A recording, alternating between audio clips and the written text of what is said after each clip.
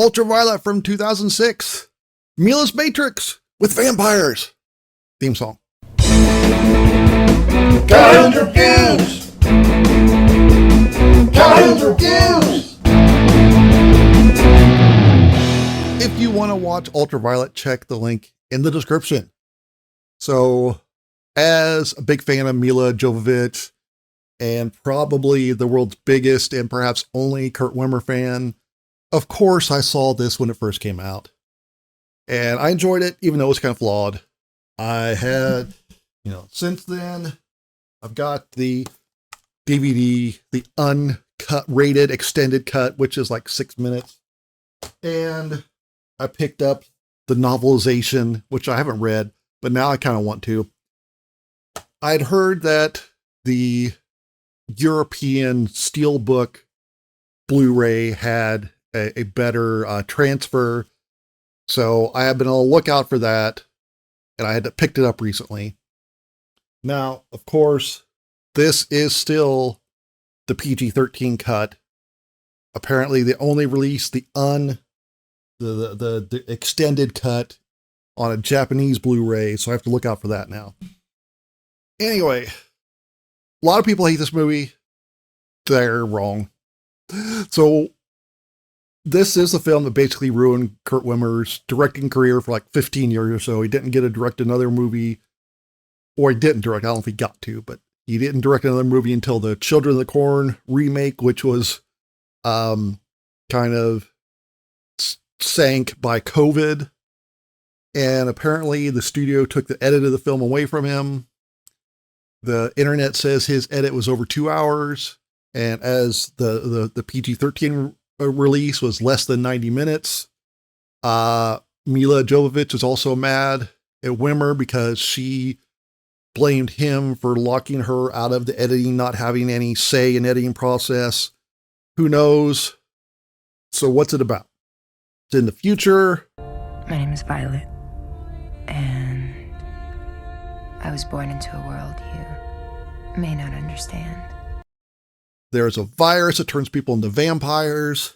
The trouble began when an American weapons lab discovered an obscure virus in Eastern Europe that had been around for centuries, hemoglyphagic virus. And what do you know?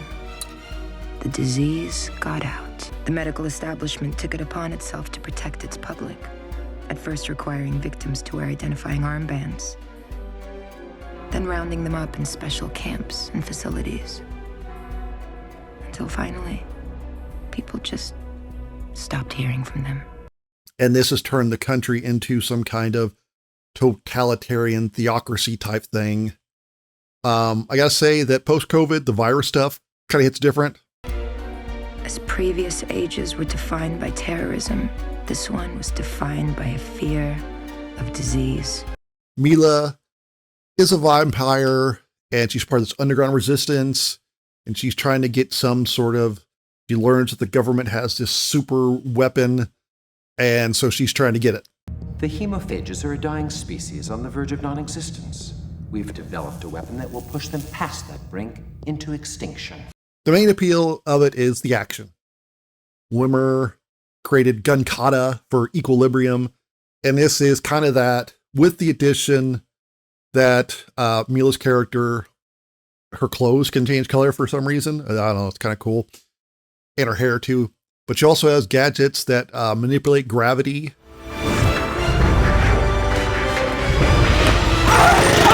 How did she do that? She must have some sort of gravity leveler. So she can do things like drive her motorcycle on the side of a building, or basically teleport weapons into her hands. They like, oh, they're folded into space or something. Because the final edit was taken out of his hands, it's kind of hard to tell what he intended. I will say that the movie, the opening credits are like scenes from this fake Ultraviolet comic book. And all of everything is, I don't really remember this from the first time, but I'd really noticed it on, maybe it's because the Blu-ray, everything's just kind of overly saturated, kind of like crushing the colors a little bit, airbrushed look. Reminded me of Sky Captain and the World of Tomorrow. I think that if they had played up the comic book angle more, maybe when they did cuts from one scene to another. They sort of zoomed out to a comic book panel and then zoomed in to like another, like it was on a page or something. That might have helped people get into the mindset of, oh, it's a comic book, it's over the top. I will say, even though I really like the action, I like the sets, the film does have one of my least favorite tropes, the child who knows everything. The kid here is pretty bad. If I was going to do a fan edit, I would cut down his role as much as possible. People say, I saw like on Reddit how poorly written it is, and I don't know, maybe the dialogue isn't great, but I do think it does a good job of sort of planting the seeds, setting up the world and saying, okay, here are the rules, and those rules kind of pay off later on. Some things don't make a lot of sense. I'm going to attribute those to the editing. For example, there's a rival group they call the Blood Chinois, and they're like, you're not human and you're not vampires.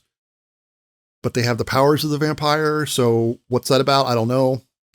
That's kind of what makes me want to read the novelization, because in picking it off the shelf, it says it's based on the screenplay by Kurt Wimmer, so maybe that explains it a little bit.